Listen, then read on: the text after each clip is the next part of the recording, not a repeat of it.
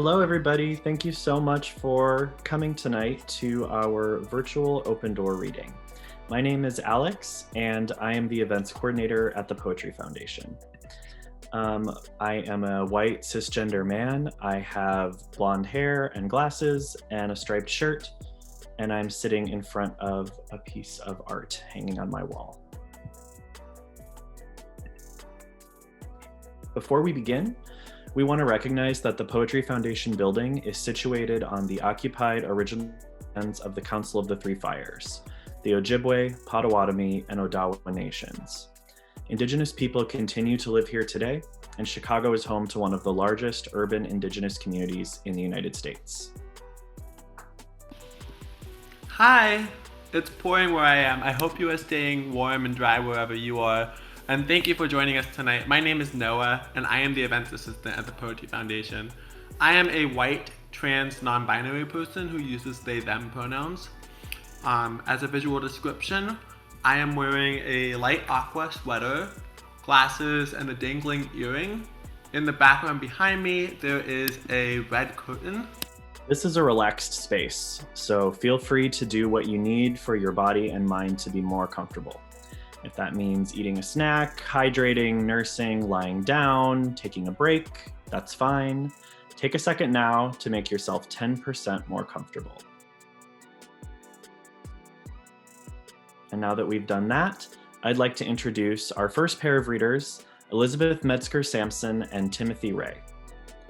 Elizabeth Metzger Sampson is a poet, essayist, and frequent collaborator with visual artists. Recent publications include interviews, essays, and poems in Adroit Journal, Temporary Art Review, Hypertext Magazine, and for the Poetry Foundation online. Executive Director of the Chicago Poetry Center, Elizabeth has been twice named one of New City Magazine's Lit 50 Who Really Books in Chicago. They previously founded and edited Dear Navigator, an electronic experimental literary magazine for the School of the Art Institute of Chicago's MFA in Writing program, and their collaborative visual and written works have been shown in and around Chicago, Nice, Germany, and Cairo, Egypt. Timothy Rey is a Chicago-based poet, playwright, performer, and educator. He attended Indiana University Bloomington on the Most Outstanding Author Scholarship from IU's Department of English, where he studied poetry under Pulitzer Prize winner Yusuf Komunyakaa. He is a 2015 semifinalist for the Guild Literary Complex's Gwendolyn Brooks Open Mic Poetry Award, and one of the winners of Project Exploration from the Poetry Center of Chicago 2004. He is the co-founder of the LGBT solo performance showcase Solo Homo, which ran from 2002 to 2011. His plays and performance pieces have been seen and heard at venues around Chicago, as well as out of state and in Panama. He has been interviewed on WBEZ regarding his work, and he has also been involved in cultural and community-based arts programming and arts education project management. And now, Elizabeth and Timothy, take it away.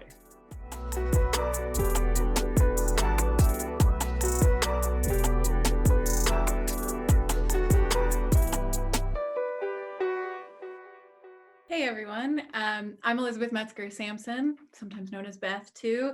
I'm a white non-binary person. I use they, them, and she, her pronouns, and I have short brown hair. I'm wearing a blue shirt, and I'm in front of a blue wall and a pink painting. We thank the Poetry Foundation for their building and land acknowledgement. Because of where our respective homes are situated in Chicago, we'd like to further acknowledge the Kickapoo, Peoria, Potawatomi, Miami, and Osheti-Shakawan as the ancestral keepers of this land. We further recognize that the Kickapoo, Peoria, Potawatomi, Miami, and Osheti-Shakawan and members of other tribal nations continue to live on these lands and call them home. We gather recognizing that some of us are settlers on colonized land, and that this land acknowledgement is one small part of disrupting and dismantling the colonial structures in which we're living.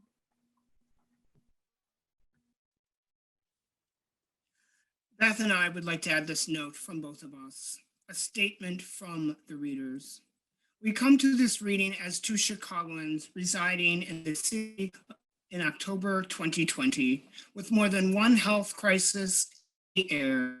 Come to this reading just 4 months after our greater poetry community called upon the Poetry Foundation with a community letter. We thank the writers of the community letter for taking the risk to challenge such a major institution in our field. Thank you. And we read today, seeking to continue to advocate for the future of a more equitable poetry foundation. A description of myself: I'm an African-American man with a shaved head and glasses, wearing a black button-down shirt, sitting in a white room. My pronouns are he and his. Thank you, Tim. Just a little bit about us before we start reading our work. Tim and I are colleagues in writing and in our education work, primarily through the work we do at the Chicago Poetry Center. We have collaborated in so many ways, too many to list here, and Tim has been the most wonderful partner to have in this work. And so with our years of collaboration in mind, we're presenting to you a braided reading of our work tonight. We've selected poems that could talk to each other the way we talk to each other as poets. And I'll start, we'll go back and forth, and then Tim will close our section of this reading. Thank you all for joining us, and thank you to Rebecca and Sherrel, who will be up next as well. So this first poem, it's for that tree. And that tree is that tree you see when you're heading towards a forested area, and there's that one like gigantic dead tree. It's no longer leafing or anything above all the other trees, and it's clear it's like a grandma of the tree community around it. I really love that tree, and so I wrote this poem about that tree. Instructions for summoning. Locate the forest. You are in the forest. Locate the tallest tree which, amid the growing green lush, does not leaf or flower. See the branches at the top, shadows forking across the sky. See the vines replacing its own growth. Be this tree. Spend the hour collecting bark, twigs, leaf, and sisal. Create a dirt mound. This is your space to think about summoning. Ask for protection. Find the bird who will show you the berries. Find the bird before it finds you. Wait for the fox to guide you to the right leaves. Create a charm of protection. Cover yourself in mud. Hang the charm from your right ear. Create a charm of guidance. One fox hair left behind, one feather cleaned of dirt in the river. Hang it from your left ear. Layer and bind the branches. Layer and bind the sisal. Layer and bind the leaves. Invoke the high dead tree. See how tall she is? You will be that tall. Extend a great branch from your muddy human head. Drape the layers of forest over you and the great branch and your charms of protection and guidance. Feel the sisal as you begin to sway. You're rough and soft and swish. Feel the forest turn around you, the world tip to green. Locate the forest. You are in the forest. Locate the tallest tree which, amid the growing green lush, does not leaf or flower. See the branches at the top, shadows forking across the sky. See the vines replacing its own growth. Be this tree.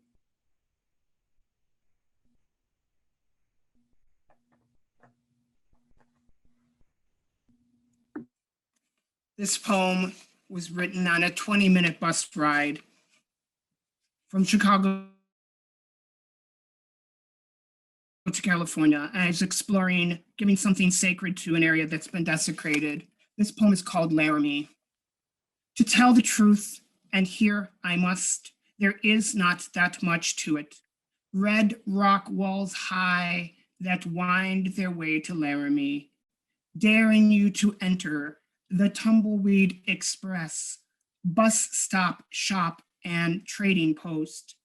Cattle that graze pastoral on the carpet of green, spotty patches rolling, resting, ready to meet their maker with the beatific blue, with a chew of the cud, a gaze upward and pool eyes. For miles and miles just the same, not a house or a farm, nothing, nothing. And then there are the fences. They are constructed like in the old Western, crisscross, making X's in the dirt, movie style. And it is not hard to see, not now. You almost say, of course. And miles of them, keeping in and keeping out. One might think of Mending Wall. Even the girl at the Tumbleweed rings true as ticky-tacky Americana behind the counter, fit with feather dream catchers that web their way to you. Sad, really, though I cannot pinpoint why. No, it is not hard to see how they came upon it, how it hit them, maybe weeks before, perhaps driving, cruising the disappearing paths on Happy Jack Road while kicking boots like cloven hoofs up and down the highway.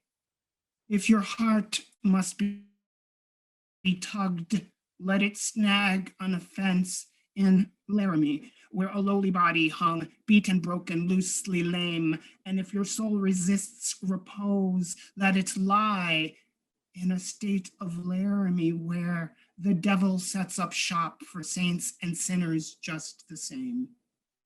Setting fire to the forest on a summer day. What gets me hotter is when everyone shuts the fuck up. I want my sex the way I want my mind, exploratory, probing, magenta, lime green, among the trees, galactic. I want to know more than my inheritance. A week with the birds is a week where I try to release that fleshy clamoring. What makes me hotter? A swift exodus from the world of men or an afternoon talking to trees? I want to write dirty poems in which my middle finger is on the pulse of my wrist and my lust, true only to myself and turning you on if you like my smell. I want to write dirty poems that make our fingers curl with pleasure and search, unbridled by bullshit. Here's one where I describe to my lover how good I feel in a work suit, hips splayed. I am dropping off cargo anywhere I can. In the middle of the sidewalk, off the side of an idea. I walk onto the rainy ground, push wet dirt through my fingers. I want to light the day on fire from my bed. I drag the bed out to the porch. I hope when this gets to you, you feel your muscles in the center of you. Strong, ancient, alive, temporary. What if we set fire to most things? This poem imagines being a body of color in a high-end grocery store and flirts with Black imagination. How to time travel. There's a space-time loop near the churn your own peanut butter machine at the Whole Foods by the lake in Chicago. I stumbled upon it one afternoon, not really looking for anything, well, fresh limes, but beyond that, really nothing. And it's not hidden at all. You'd think so, huh? But no, just right out there in the open, people popping out frequently, shooting through, unannounced, like divers barely breaking the surface and then, or how children burst out of those hard plastic ball pools at play lots and McDonald's, always emerging. A virtual ballet of comings and goings, disappearing acts all day long. A toddler looks around, lonely next to a cart full of groceries abandoned. Your mother may have been taken to another dimension, reads the fine print under the crunching gauge of peanuts. No one ever reads it, but it does say it. Okay? There are tears and there is light. There are a million possible answers which no one seems to realize. And there's a space-time loop near the churn your own peanut butter machine at the Whole Foods by the lake in Chicago, silently taking us in. I've been writing these poems that take place in the forest or often in an art museum. And the two combined when I started thinking about artists I admire and wondering what they might get up to in this forest space in these poems. This one is for Viha Selmans, who makes hand-drawn but very photographic looking pictures of the ocean or like a piece of the night sky or a spider web, and makes a point with a lot of those projects to say that the locations that she picks on Earth for these snapshots are random. Summoning Viha. What is the sky but a piece of me fell off? A most carefully wrought starscape is an unsayable thing. She stands with word stars pouring out of her mouth, spiderwebs and oceans from her fingertips. Photos of that which doesn't exist. A frozen wave, a stalled night sky. The world ceases to turn. She is hammering holes into the navy ceiling of the forest. She affixes a sky, walks through lady's mantle and foxglove. She knows a secret of this place. She is sustaining its amplitude with her starscape. She soothes and stirs up the local magic at this random location, precisely as important as any other, and the world continues to turn. It's been said that envy is the original sin and that fame is a drug. Here is my reflection on fame. Fame. It starts out innocently, the awkward finger-painted picture poked out at daycare, put up for all to ogle on the refrigerator door, left dangling like some prize fish from a pineapple magnet. No one dare argue with that sort of success. And how your hands labor the yellow, the deep sea blue, red, muddy inks under the slippery white surface, and another and another. It seems like the praise would never stop coming. Later, taking your lead, and rightfully so, in the high school play, playing at death. Poison, daggers, the missed message to Mantua, the weary tomb, guffawing backstage between this scene and that about what happened in Advanced Biology 1, stats, and what will happen after leaving this small spike of a town and going abroad to Italy, to what was once Verona.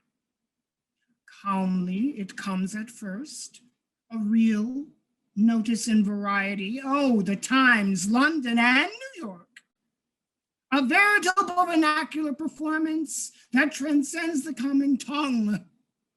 And another, and how does he do it? Your coffee table, a clutter with more views and reviews than its bendy legs can handle. The weight of it all, the enormity.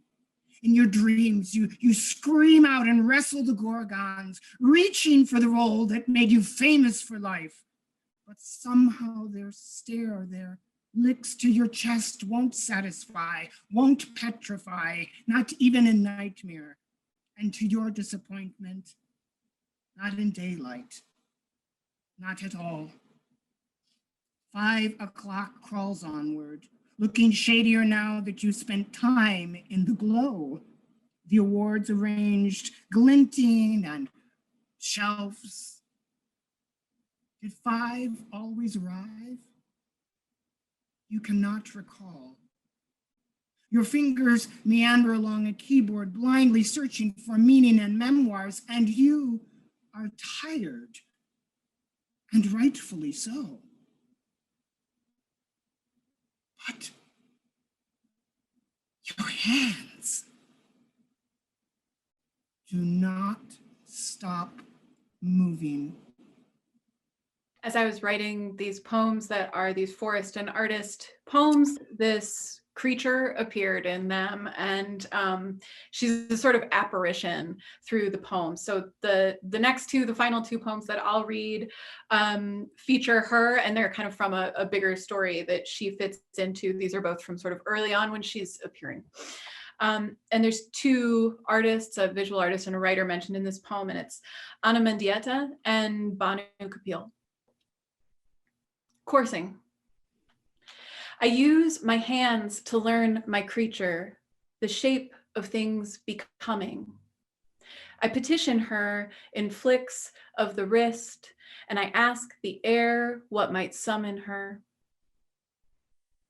I recall a woman pulling the color red down a wall, palms rust-soaked. Her desire drags earthbound. I am building an altar to my creature. The image of the woman smearing crimson will entice her, show her I understand. What else does she want? Answers come, pushed through my fingers, a small, pulsing Morse code, moss, velvet, and old nylons pulled in a tangle from someone else's trash, the feet dirty. She'll like this. I'll leave her a book, too. A book of magic, of cyborgs, the same book that led me to the woman plunging red down the wall. It's all in there. This altar is growing with just the right mix. I remember now, this same woman who made the book, she asked me to lay down once in the road. It was a shift change. I changed when I did it. Everything shifted just so with me upon making her instruction. How this changed me. The way the sky opened, vibrating the deepest blue until I atomized into it. A brief and gaping infinity inside the morning twilight. Perhaps I will have to lay down for the creature. This last poem, this happened because I was watching So You Think You Can Dance, and this beautiful dancer, Ramita Ravi, was doing her performance, and a beautiful performance. And a judge said something in response to her in the critique that I found creepy, and it inspired this poem. The quote in the poem is from the judge. Articulation. My creature will hold language in her limbs. Extension and isolation, more first language than language. If a person speaks fluently, perhaps originally, in a tongue that is sound or body, rhythm or image, what becomes of them in the world? A dancer articulates each outstretched finger, curls into and out of her own body, and we breathe with her, gasp with her. At night, I watch another show where the professional dancers gather to be judged. A dancer finishes her utterance, and one judge says to her, I love those hands. I want them. For a day, I wander about imagining the judge taking ownership of this woman's hands, keeping them somewhere safe, a glass presentation box, taking them out when it's late and quiet, sliding off her own hands in one smooth motion like a ring into a jewelry box. Next, lifting up the dancer's now slackened fists, trying them on her own arms. If the dancer is captured in English, can she free herself in another language? Will her bones hide her from the wanton judges?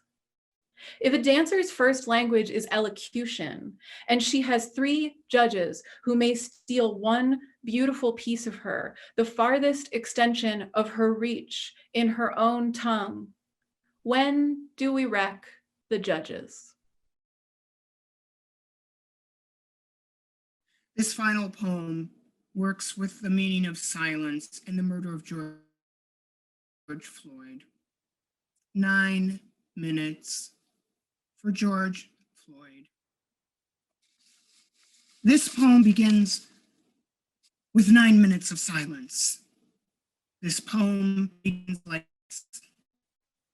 If what I could only, and then if we as a nation had, or then maybe we would hand in pocket and knee on hand and pocket, and we are. This poem begins with 9 minutes of silence. This poem begins again. Hands behind back, locked in, hands pushed down into. 7 is for tear gas protesters. 6 is, and this poem continues with 5 minutes of. This poem continues like this. If only I could heave and again, under the pressure of. 4 is for knees on sports sidelines, for ing them. 4 is also for if only we had, and then we might have. This poem goes on with 3 minutes of silence. This poem goes on like this. 2 is for calling out mama. 2 is also for. This poem ends with 1 minute of silence. This poem ends like.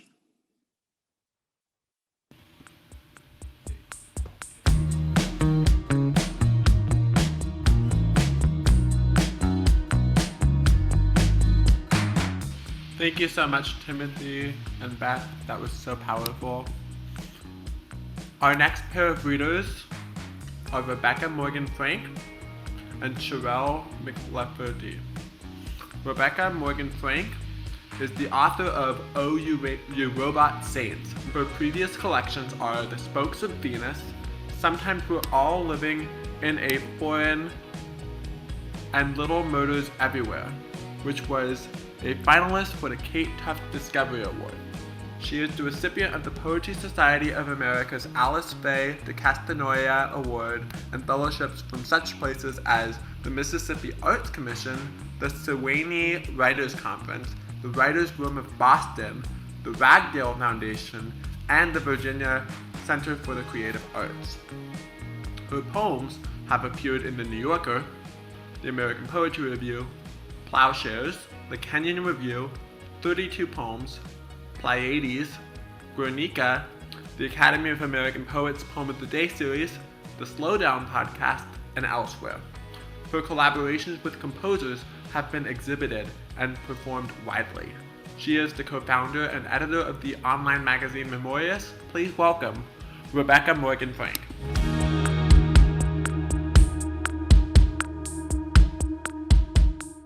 Hello, I am Rebecca Morgan Frank. I am a white cisgender woman in a gray shirt wearing red glasses sitting in front of a white bookshelf full of poetry books. Thank you to Alex and Noah and the Poetry Foundation for hosting us, and to Elizabeth and Timothy for that terrific conversation through their poems, but also for the establishing the commitments of all of the readers tonight. It's an honor to get to be an opening act for my former student, Sherrel McLafferty, and we're here as part of the Open Door series in commitment to highlighting diverse emerging voices. It's pretty exciting. I'm going to start with a poem from my first book, which feels like it has new resonance to me in these times. And this goes out to all of you in our shared isolation. For the solitary diner, I love you. I love nobody. I love the way the storm is coming down, sky against ground, and my electric-driven bones begin to ache, and the harpist across the hall plays out our melancholy. I love nobody. I love you, whoever you are, walking up the stairs past my floor or on the street down below where umbrellas fill and collapse, collapse and fill. I love every rickety framework that fills with wind that holds for you. I love nobody. There is nobody to love, and yet I still love you, whoever you are, sitting on the subway beside me or setting off the bells that sing to me from a distance, wherever you are, my fate, my melody, my untapped figure, my nobody, my you. I love you. I love nobody. I love you every time I see you leaving the theater alone or spooning your soup with solitude in the cafe. I see you in every part of the city I trespass through. How could I not? You, the ones I could love, you, the yous, the millions of you, the nobodies. These next two poems are from my forthcoming book, OU Robot Saints, and the first is based on a 16-inch tall 16th century clockwork automaton made of iron and wood who wears a friar's robe. It's called Monk Automaton, circa 1560. Looking at you now is like seeing a god or a king naked and starving in a field. Stripped of your damask robe and wooden limbs, you've been skinned to the iron spine that stems your clockworks to your cracked face. This is when you are most mortal. You could hold him in both hands, a key turn spiriting a clockwork miracle, each supplicant kneeling to his absence of breath, blessed by his cams and levers, the secrets beneath his robes. Mea culpa, mea culpa, mea culpa. His poplar jaw drops, prayer shuts in a wooden cross kiss as his right hand beats the absence of a heart. He wears the face of Saint Didacus, the tripod wheels of Hephaestus, son of the gods, father of the future. The monk almost floats. Robots can do almost anything you please. They're up on sexual favors, cordless vacuuming, and martyring themselves by bomb. Less effective at deep tissue massage, excellent at listening to senior citizens, working on parking your car. What the future brings is nothing we haven't seen, this quest to be little gods and make what will do our bidding. The medieval monk who doled out benedictions arose from a ruler's dream and was then fathered by a clockmaker. The real monk now sits alone in the back room, smokes a cigar, enjoys a glass of whiskey. He's outsourced the job. The real monk is on the dole. The real monk is waiting in the parking lot for offers of day labor. The real monk is unloading boxes at Costco. The real monk sits in the factory, building himself by hand. The girlfriend elegies. I did not find the body. It was wintertime where I was. Women gathered in bars, their bodies like bare trees, naked arms giving fruit to hands in gestures. Ice was everywhere. I could still feel the command of your hands around a woman's waist when two-stepping. It was the only time you wore joy, your anger muscular in your small, tired body that always hurt. I had seen your childhood once. There was a hole in the wall of the living room. It led somewhere. Outside, the land was dry, grassless. We had come to rescue the dog whom we found wrestling her chain in the dirt. There was a lake somewhere nearby, but no sign of it except boats behind cars. Later, I learned your father was a sculptor, your mother, what we now call a hoarder. The road home was long, more dryness. Even the dog was wrapped in silence. We slept in the back of the truck, our heads at the opening, watching stars fall. The future, then a mirage, a place I'd save you. I bought you things on my credit card. We drank in the bars where everyone knew you, and the Southwest summer burned through. And then there were months in which I tried to escape your drowning like a clasp around my throat. I fled in the night.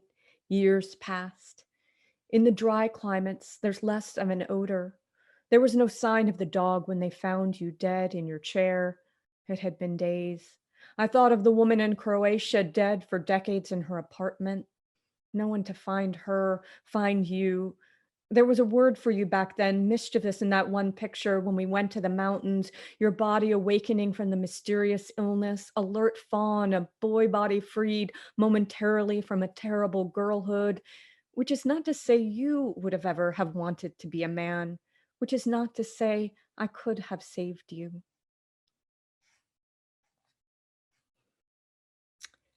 Later, after. I felt the needle go in. I was in a swan body. I was all down and feather and puddles. Everywhere I could hear myself calling. I migrated away from myself. It was cold there. Formations occurred around me. The truth is that the sound of thousands of wings flapping around you is similar to 1,000 hooves of an army. From the center, you are bound to be beaten, buried. Even in air, this can happen, even among your own.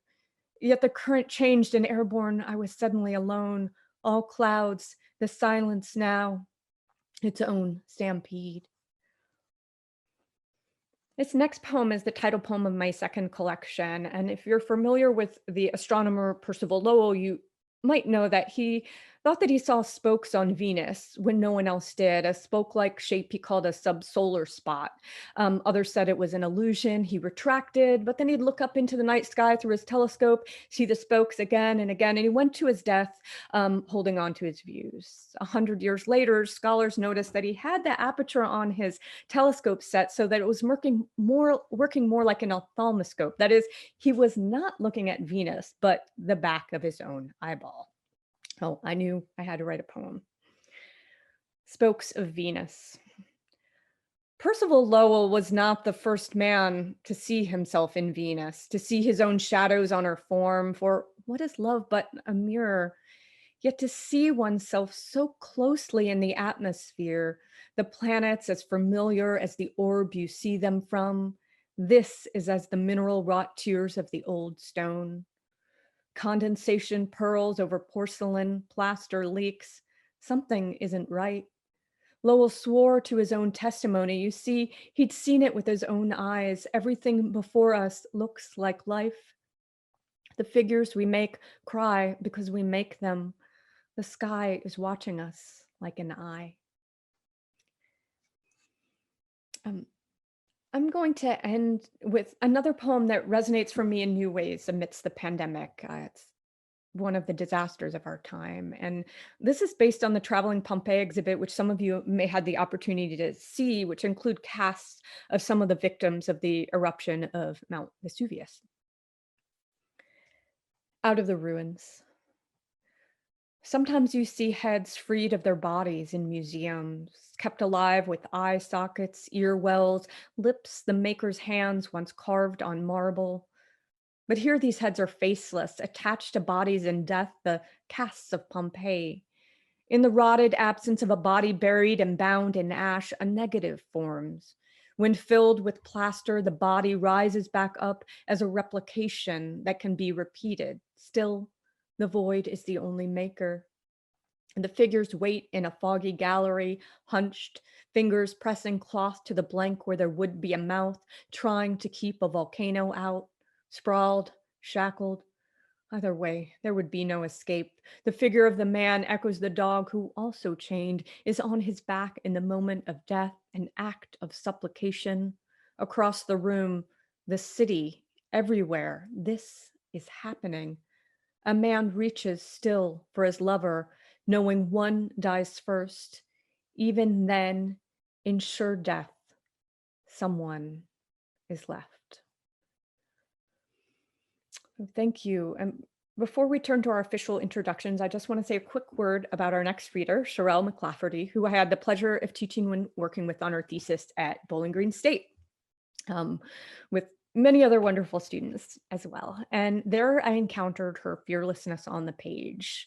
She has a unique eye that brings raw and visceral imagery to life with precision, and her ear is fine-tuned by close listening. And it's really her brilliance and hard work and hunger as a reader and maker that has allowed me to watch the early emergence of what I know will be a stunning and powerful first book.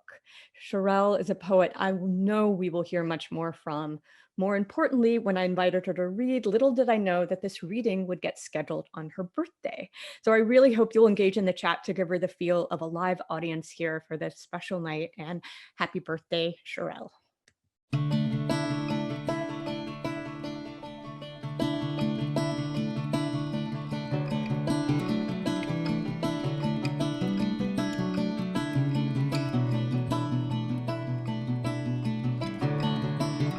Wow, happy birthday. That is such a cool coincidence. Thank you so much, Rebecca Morgan. That was really special. And now I'd like to read a formal bio for Sherrel McLafferty. She is a first-year doctoral student with rhetoric and writing studies at Bowling Green State University, where she also received her BA and MFA in poetry. Her poems have been featured in Requited Journal, Merrimack Review, Early Joe, and Notre Dame Review. She is currently a poetry editor for Pigeonhole's Split Lip magazine and Sundress Publications. Please take the stage, Sherrel McLafferty.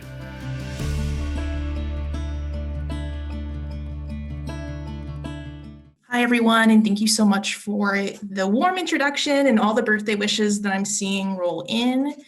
As Noah said, my name is Sherrel McLafferty. I am mixed race, I'm Black and white. I'm a cisgender woman. My pronouns are she and her. For a visual description, I'm kind of sitting in front of a nondescript white wall and closed blinds. My hair is in a ponytail.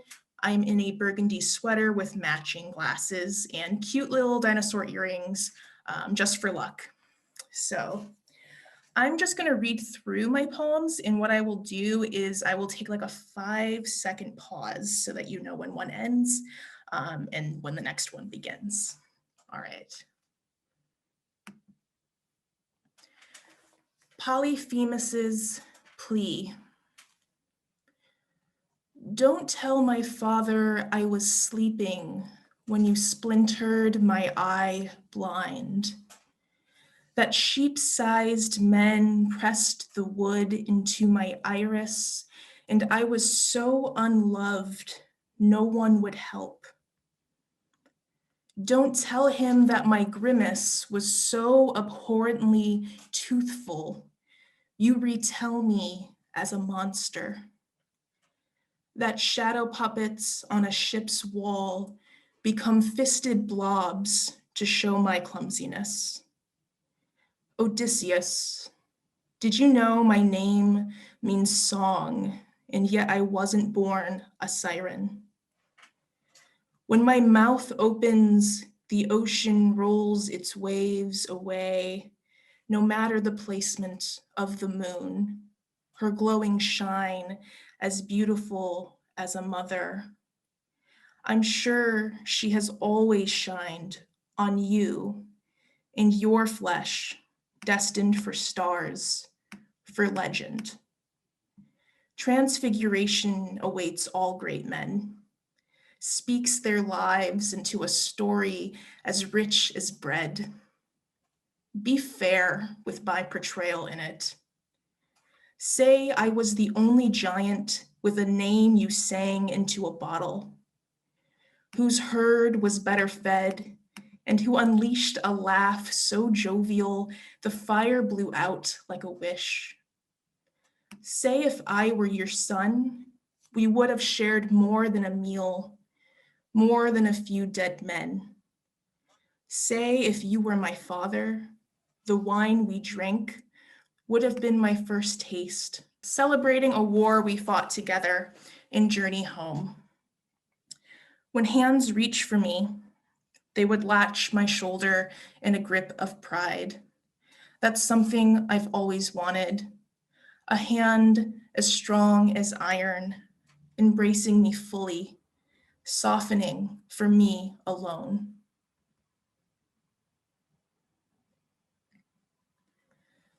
The mother's voice. Who will write songs for my sons with their mother's skin and curves? They waddle with hips in tempers too thin, too stout, almost breakable in their soft rotundness. I forget they will be men.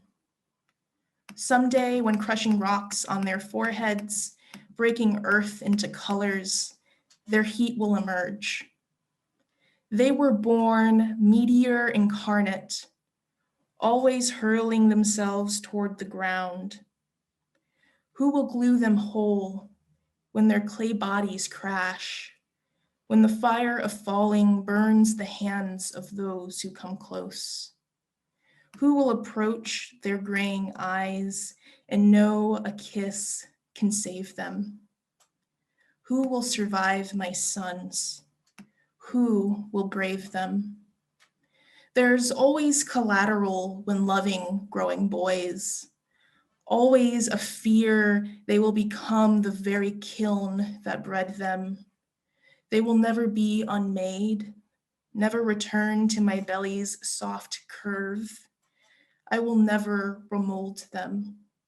I pray in brokenness, won't someone say stillness is a test of men? Who will write songs for my sons when they have no mother, live without brother, are tasked with being alone?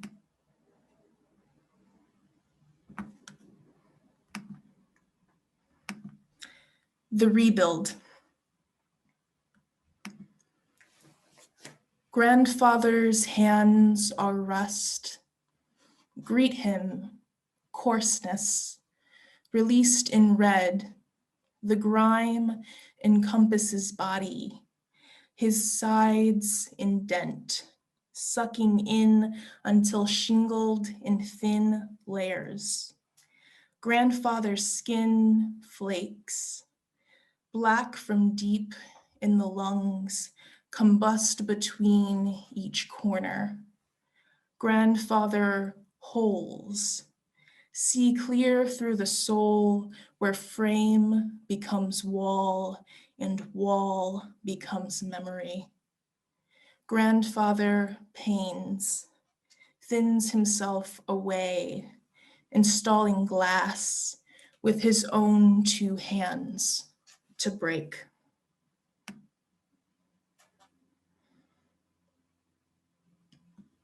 Her name was Doris. Grandma used to be as thin as a hanger, used to curl her hair so long it would pain her. She said, a coat of makeup can hide the dark spots on anyone, but is silent. The shapes of the bedroom birth a figure. She hangs, neck from ceiling, arms reaching toward the mattress, faceless. The base heater's musk irritates my nose like chain-smoked Virginia Slims. Do you remember being young? When I was small, I clung to her legs, pressing my toes into her heels, squeezing myself into her shadow. We are strangers now. The gum ache of youth disappeared and replaced with routine. My teary eyes are telephone instead of beacon, a summoning instead of prayer. Grandmother is faded lipstick, a closed mouth photograph. Maybe the dead are quiet because we forget their voices. She returns because I listened as closely as I walked. Dress shoes tapped the linoleum. The fan hummed in the bathroom, covering her coughs and huffs and sobs. Dying feels like panic. There is no more room for grieving, only sleep. Her shape shrinks to my bedside. She leans over. I almost hear a lullaby.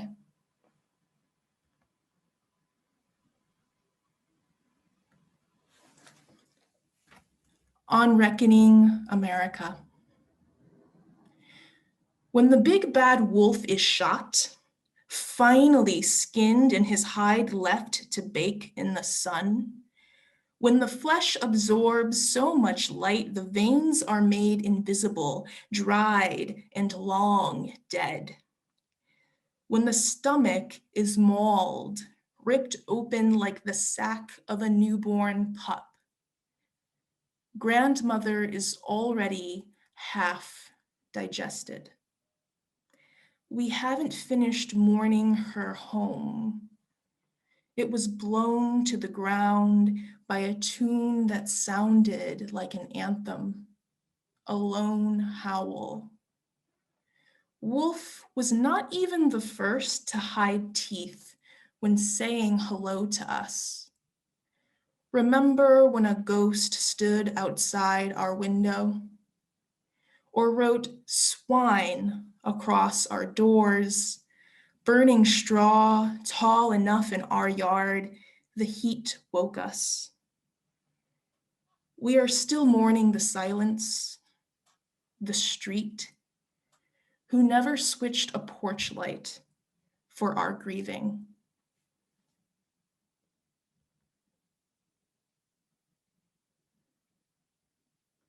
And this will be my last poem.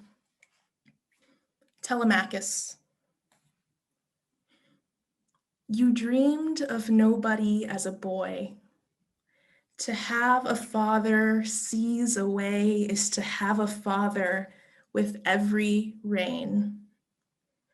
Nobody is a stranger who created your world, your home, your mother's looming calm. When she kisses nobody's name into your cold forehead, it is with the heat of papyrus burned for Athena. This prayer lives in your name. May you shoot the arrow that lands on his ship. May you be strong enough to pull him home. You will be a warrior when left alone. Somewhere nobody dreams of a son, hums this song into a tale. He sings to witches and boars who are men. A sapling is in need of water. Who would deny him? Me? Thank you.